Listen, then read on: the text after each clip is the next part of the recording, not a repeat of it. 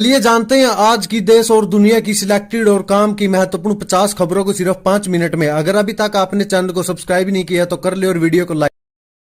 नमस्कार दोस्तों, आज की पहली और बड़ी खबर, बिहार विधानसभा में पारित नकल बिल क्या है, इस सख्त कानून में क्या है प्रावधान, बताएंगे दोस्तों आपको इसकी खास बातें। देखिए दोस्तों, बिहार में नकल पर रोक लगाने और पेपर लीक जैसे मामलों को नियंत्रित करने के लिए नया कानून अमल में आएगा। विधानसभा में बिल भी पारित हो गया है। जानेंगे दोस्तों आखिर इस कानून में खास बातें क्या है। देखिए दोस्तों, बिहार में परीक्षा में नकल करवाना कोई सामान्य घटना नहीं बल्कि संगीन अपराध बन गया है। बिहार विधानसभा में एक विधेयक के पारित होने के साथ ही नकल पर नकेल कसने के सख्त कानून के अमल में आने का रास्ता साफ हो गया। इसमें 3 से 10 साल की सजा और 10 लाख से 1 करोड़ रुपए तक का जुर्माने का प्रावधान है। वहीं बिहार विधानसभा ने बुधवार को बिहार लोक परीक्षा अनुचित साधन निवारण विधेयक 2024 पारित कर दिया। राज्यपाल के हस्ताक्षर के बाद ये बिल प्रदेश में लागू हो जाएगा। इसके लागू होने के बाद अब पेपर लीक का मामला बड़े अपराध की श्रेणी में आ जाएगा। वहीं दोस्तों, इसमें जो भी शिक्षण संस्था है या संबंधित अन्य कोई भी संस्था पेपर लीक में शामिल होगी उसे 4 साल के लिए ब्लैक लिस्टेड भी किया जाएगा।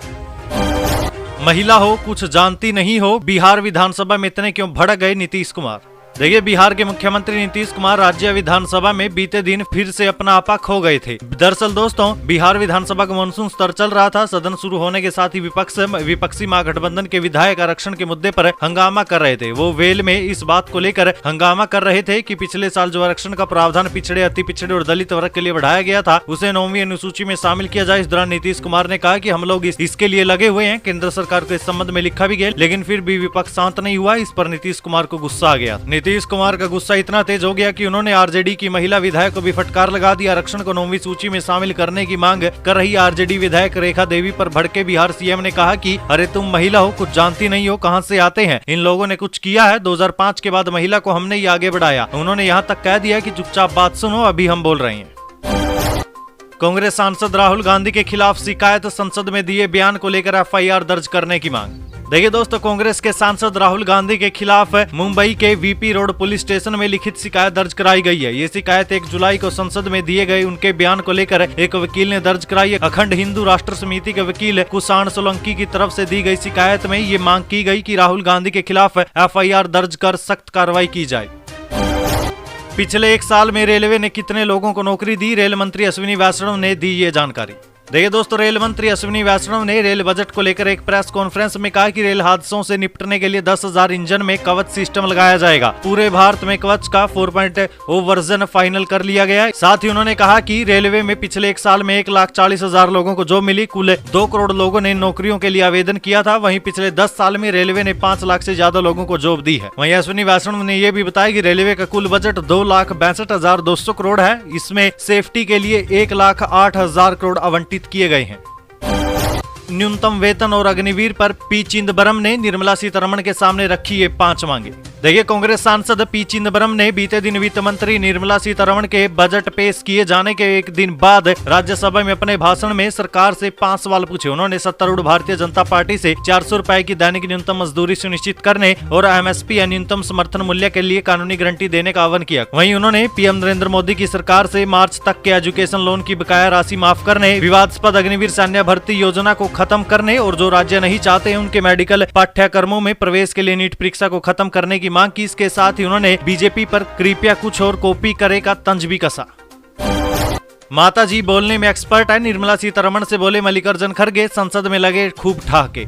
देखिए दोस्तों, संसद के मानसून सत्र का बीते दिन तीसरा दिन था। अब मंगलवार को वित्त मंत्री निर्मला सीतारमण ने मोदी सरकार का 3.0 का पहला बजट पेश किया था। हालांकि इस बजट में विपक्षी पार्टियां खुश नहीं है। इस बीच राज्यसभा में नेता प्रतिपक्ष मल्लिकार्जुन खड़गे ने वित्त मंत्री निर्मला सीतारमण की तरफ इशारा करते हुए तंज कसा। उन्होंने कहा कि माताजी बोलने में तो एक्सपर्ट है, मुझे मालूम है। वहीं मल्लिकार्जुन खड़गे ने बिहार और आंध्र प्रदेश को लेकर भी बोला कि अगर मोदी सरकार ऐसा आप करते गए तो इससे बैलेंस तो नहीं हो पाएगा, इससे विकास कैसे होगा। खड़गे ने कहा कि आज जो लोग आपके साथ है, कल वो लोग दूसरे लोगों के साथ होंगे।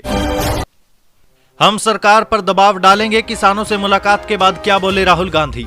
देखिए दोस्तों, किसान मजदूर मोर्चे और संयुक्त किसान मोर्चे के नेतृत्व में देश भर से 12 किसान नेताओं के एक प्रतिनिधिमंडल है संसद में विपक्ष के नेता राहुल गांधी से मुलाकात करने पहुंचा और अपनी समस्याओं के बारे में बताया। बैठक में कांग्रेस सांसद केसी वेणुगोपाल, अमरिंदर सिंह, राजा वारिंग, सुखजिंदर सिंह रंधावा, गुरजीत सिंह औजला, धर्मवीर गांधी, डॉक्टर अमर सिंह, दीपेंद्र सिंह हुड्डा और जयप्रकाश भी मौजूद थे। किसान नेताओं से मुलाकात के बाद कांग्रेस सांसद राहुल गांधी ने कहा कि हमने अपने घोषणा पत्र में कानूनी गारंटी के साथ एमएसपी का जिक्र किया, हमने आकलन किया और इसे लागू भी किया जा सकता है। हमने अभी एक बैठक की जिसमें तय किया गया कि हम इंडिया गठबंधन के दूसरे नेताओं से बात करेंगे और सरकार पर दबाव डालेंगे कि देश के किसानों को एमएसपी की कानूनी गारंटी दी जाए।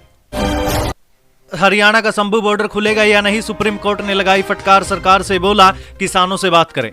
देखिए दोस्तों, शंभू बॉर्डर खुलेगा या नहीं, इस मामले को लेकर बीते दिन सुप्रीम कोर्ट में सुनवाई हुई। अदालत ने पंजाब और हरियाणा सरकार को फटकार लगाते हुए कहा कि किसानों से बात करना जरूरी है। सुप्रीम कोर्ट ने कहा कि किसानों से बात करना बेहद जरूरी है। सरकार कुछ निष्पक्ष लोगों के जरिए उनकी बात सुने। हमने निष्पक्ष लोगों के जरिए किसानों से बात करने के लिए कहा है। 1 हफ्ते के अंदर हरियाणा और पंजाब सरकार वार्ताकारों के नाम हमें सुझाए, तब तक पंजाब और हरियाणा यथास्थिति बनाए रखें। दोनों राज्य चरणबद्ध तरीके से बॉर्डर खोलने पर बात करें ताकि आम लोगों की समस्या दूर हो सके। अगर सुलह करने वालों के नाम राज्य सरकार तय नहीं कर सकती तो हम तय कर देंगे। नेपाल में हुआ प्लेन क्रैश, 18 लोगों की दर्दनाक मौत। मरम्मत के बाद टेस्टिंग के लिए उड़ान भरी, अचानक झुका, पलटा और आग लग गई। देखिए दोस्तों, नेपाल की राजधानी काठमांडू में बीते दिन सुबह एक विमान क्रैश हो गया। प्लेन में सवार 19 लोगों में से 18 की मौत हो गई। वहीं घायल पायलट कैप्टन एम साक्य को गंभीर हालत में अस्पताल पहुंचाया गया। प्लेन काठमांडू से पोखरा जा रहा था। प्लेन ने बीते दिन सुबह करीब 11 बजे त्रिभुवन एयरपोर्ट से उड़ान भरी। इसके बाद कुछ ही देर के अंदर ये क्रैश हो गया। 9NAME प्लेन सोरिया एयरलाइंस का था। हादसे में मारे गए लोगों में से 17 सोरिया एयरलाइंस के स्टाफ के मेंबर थे, जबकि बाकी 2 क्रू मेंबर्स थे। वहीं दोस्तों, आपको बता दें 21 साल पुराने इस प्लेन को मरम्मत कर टेस्टिंग के लिए ले जाया जा रहा था। प्लेन में मौजूद लोग कंपनी का टेस्टिंग स्टाफ था। काठमांडू पोस्ट के मुताबिक हादसे के तुरंत बाद पुलिस और फायर फाइटर्स की टीम घटनास्थल पर रेस्क्यू ऑपरेशन के लिए पहुंची। दिल्ली में टीडीपी के खिलाफ जगन मोहन रेड्डी का विरोध प्रदर्शन, अखिलेश यादव, संजय राउत ने भी दिया साथ। देखिए दोस्तों, आंध्र प्रदेश में लगभग 1 हफ्ते पहले वाईएसआरसीपी की युवा शाखा के एक सदस्य राशिद की हत्या कर दी गई। इस घटना के बाद वाईएसआरसीपी के नेताओं ने तेलुगु देशम पार्टी यानी टीडीपी पर राज्य में हिंसा फैलाने का आरोप लगाया। आंध्र प्रदेश के पूर्व मुख्यमंत्री और वाईएसआरसीपी के अध्यक्ष जगन मोहन रेड्डी ने समाजवादी पार्टी के सांसद अखिलेश यादव के साथ दिल्ली के जंतर मंतर पर आंध्र प्रदेश सरकार के खिलाफ 1 दिवसीय फोटो और वीडियो प्रदर्शनी और विरोध प्रदर्शन में शामिल होने का निर्णय लिया। तो दोस्तों, ये थी आज की कुछ तमाम और बड़ी महत्वपूर्ण खबरें। ऐसी और बड़ी महत्वपूर्ण खबरों के बारे में जानने के लिए हमारे चैनल को सब्सक्राइब करें। यहाँ पर आपको देश से जुड़ी चुनिंदा और बड़ी काम की खबरें देखने को मिलती है।